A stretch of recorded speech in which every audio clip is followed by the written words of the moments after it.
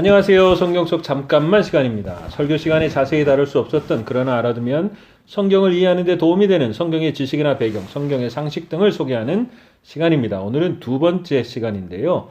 요즘 아침 묵상 시간에 열왕기상의 말씀을 나누면서 열왕기상의 말씀과 같거나 비슷한 이야기 혹은 열왕기상에 없는 내용을 역대기를 통해서 병행하여 말씀을 나눈 일이 많습니다. 예전에 어떤 성도님이 질문하신 적이 있습니다. 목사님, 성경을 읽어가다 늘 궁금한 것이 있는데 왜 같거나 비슷한 이야기가 있는 내용을 열왕기서와 역대기서 두 곳에 기록하고 있나요? 하나만 있어도 될 것 같은데 왜 거의 같은 내용을 열왕기와 역대기로 이름이 다르게 기록되었나요? 평소에 궁금했는데 설교 시간에는 그것에 대하여 언급하는 일이 많이 없었기 때문에 알 수 없다가 성경 공부 시간에 마음을 먹고 물어보신 것입니다. 그러게요. 왜 짧지도 않은 분량과 내용이 서로 비슷한데 반복하듯이 기록되어 있을까요? 한 이야기 또 하고 한 이야기 또 하는 하나님의 잔소리일까요? 차라리 하나는 빼고 다른 중요한 것이 말씀으로 전해질 수도 있는데 왜 비슷하고 반복되는 내용의 책을 두 권이나 기록해 놓았을까요? 성경 66권을 통독하는 것이 힘든데 두 권만 깎아주셔도 성경 통독하는데 훨씬 수월해질 텐데 그렇게 긴 책을 반복하여 주셨을까요? 그 이유를 여기 성경 속 잠깐만 해서 몇 가지만 간단하게 알아보려고 합니다. 첫 번째, 왜 비슷한 내용이 다른 이름으로 나오는가 하는 것은 책의 제목으로 유추해 볼 수 있는데요. 열왕기란 말은 바로 이스라엘 왕들의 이야기라는 말입니다. 이 열왕기서에는요, 다윗과 솔로몬 이후에 북이스라엘 19명, 남유다의 20명의 왕들의 이야기를 다루고 있습니다. 반면에 역대기란 말은 말 그대로 연대적 순서의 역사적 사실과 사건을 가리키는 것입니다. 편년사라고도 부르는데요. 이것은 보통 역사적으로 중요한 사건과 지역적인 사건마다 어느 정도의 동등한 균형을 맞추어서 기록자의 관점에서 일어난 사건을 기록하는 것이 목적이라고 합니다. 그러고 보니 거의 같은 내용을 하나는 왕들의 이야기라고 부르고 하나는 역대기라고 부르는 것은 역대기에는 기록자의 관점 혹은 쓴 목적이 분명하게 드러난다라는 것이죠. 물론 열왕기서에도 그런 목적은 없는 것은 아닙니다. 역대기는 히브리 말로 디브레이 하야밈 이란 말로 날마다의 사건들이란 의미를 지니고 있습니다. 그러나 70인역 성경의 그리스어 명칭은 파랄레이 포메논 이라는 말로 되어 있는데요. 이것은 생략된 것들에 관하여 혹은 지나쳐 버린 것들이라는 뜻을 가지고 있습니다. 70인역이란 히브리어로 된 구약 성경의 헬라어 번역본인데요. 그때 번역하는 사람들은 역대기가 먼저 쓰여진 열왕기서에 대한 보충과 첨가의 의미도 있음을 그 제목에서 알려주고 있습니다. 실제로 열왕기상에 없는 이야기들이 역대기에는 기록되어 있는 것들이 많습니다. 그래서 열왕기상을 보면서 역대기를 같이 참조하는 이유가 되기도 하지요. 책의 제목으로 알 수 있는 것처럼 역대기는 열왕기서의 내용을 보충하는 측면이 있다는 것을 생각해 볼 수 있습니다. 그래서 책이 두 권이 되는 것이죠. 그러나 이것이 주요한 이유만은 아닙니다. 또 한 가지는 기록의 시기와 목적을 살펴보면 왜 비슷한 내용이 두 권이나 쓰여 있는지를 알 수 있는데요. 열왕기서와 역대기서는 내용 면에서는 비슷합니다. 그러나 두 역사서는 다른 시대 배경하에 쓰여진 것으로요. 그 성격이나 목적이 다릅니다. 먼저 열왕기서는 유다 민족이 바벨론 제국에 의해 멸망한 후에 기록되었습니다. 그래서 열왕기서 저자는 왜 하나님의 백성이 망하게 되었을까? 라는 질문을 던지면서 이 책을 쓰고 있는 것이죠. 그 질문에 대한 결론으로 유다 민족이 하나님께 죄를 지었기 때문에 하나님이 예루살렘을 멸망시킨 것으로 해석합니다. 이런 이유로 열왕기 역사는 역대 왕들의 죄를 낱낱이 폭로하고 백성들의 회개를 촉구하는 것입니다.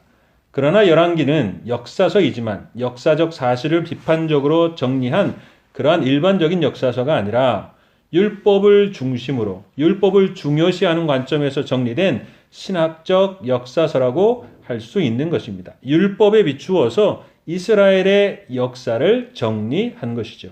바벨론 포로기를 겪은 그들은 자기 민족이 멸망당한 까닭을 신앙 안에서 깊이 생각하고 그 이유를 하나님께 대한 불순종에서 찾은 것입니다.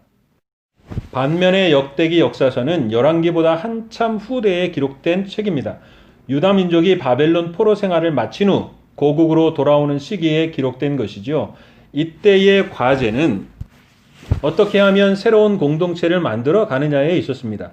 그래서 역대기 저자는 모범적이고 본받을 만한 인물로 다윗과 솔로몬을 내세웠고요. 백성들로 하여금 긍지와 자부심을 심어주고자 했던 것입니다.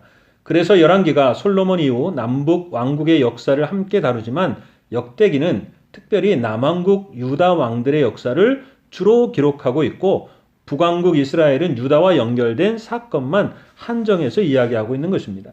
역대기는 성전 재건을 통한 신정국가의 새 출발을 소망케 하는 책이었습니다.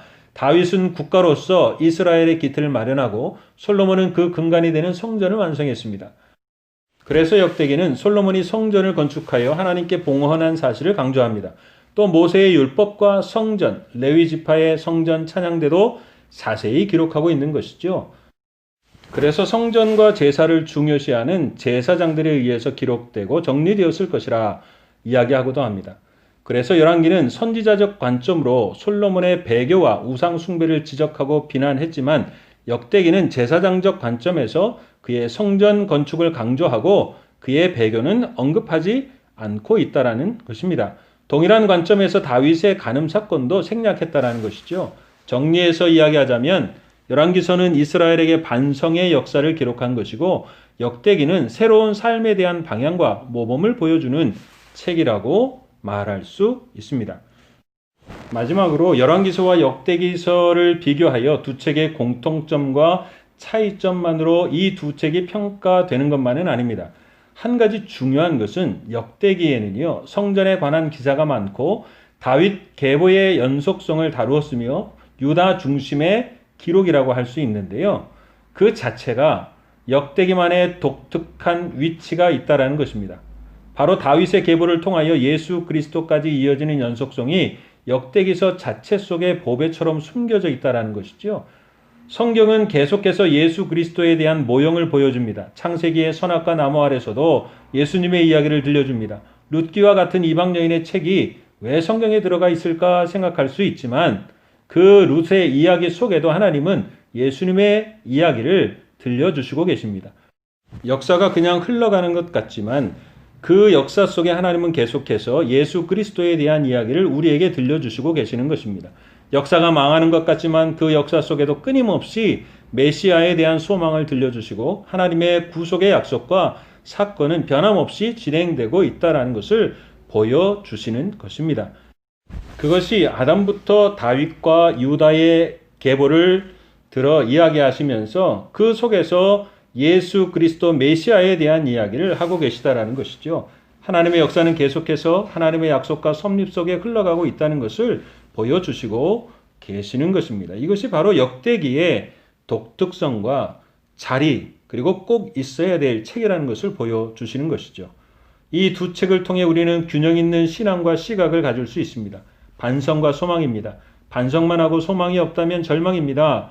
소망만 있고 반성이 없다면 그건 역시 바른 방향으로 갈 수 없다는 것이죠.